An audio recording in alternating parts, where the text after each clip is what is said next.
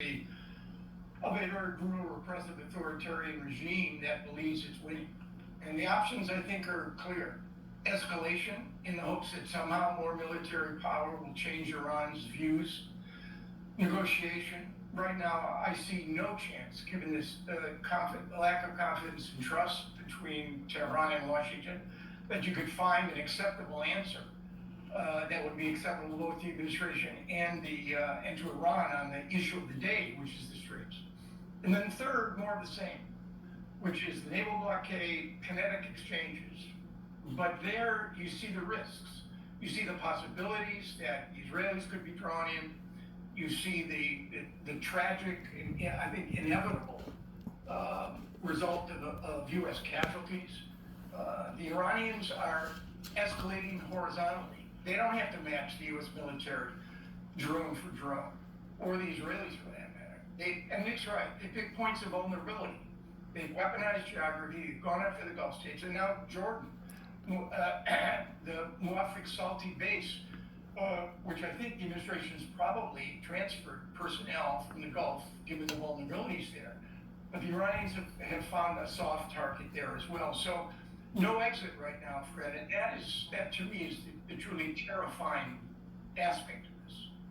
Yeah, especially coming from you, because you have always underscored, some optimism that diplomacy, and peace has to be the goal here. But it sounds like you are kind of changing your tune on this. I mean, how do you see Gulf states calculating their involvement now at this juncture? I think that's another vulnerability for the administration. The Gulf, the whole Dubai model, the notion that the Gulf could become an entrepot, financial, data centers, high tech, sports events, culture, all that is now up in the air because that depends on stability and security. And I'm sure the Gulf states, even though they're dependent on the United States for their defense, are angry in the extreme at the administration. And I suspect the messages from Riyadh and the Emirates are going to be try to figure out a way to get out of this because our future is at stake. And I guess this raises another core point. The Iranians are in this is an existential conflict for them, Fred.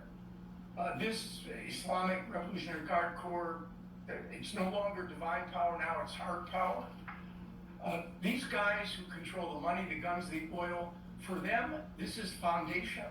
For Donald Trump, it really is, despite the enormous stakes for the U.S., it's still discretionary. And that means that their capacity to take risks and chances much higher than ours. Does this have the makings of a, quote unquote, forever war? Not a forever war. I mean, this is not Iraq and Afghanistan, the two longest wars in American history, where the standard for victory was never could we win conventionally, but when would we leave and what would we leave behind.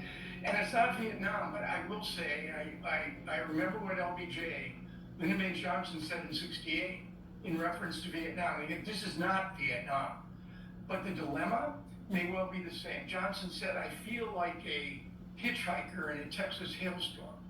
I can't run, I can't hide, and I can't make it stop.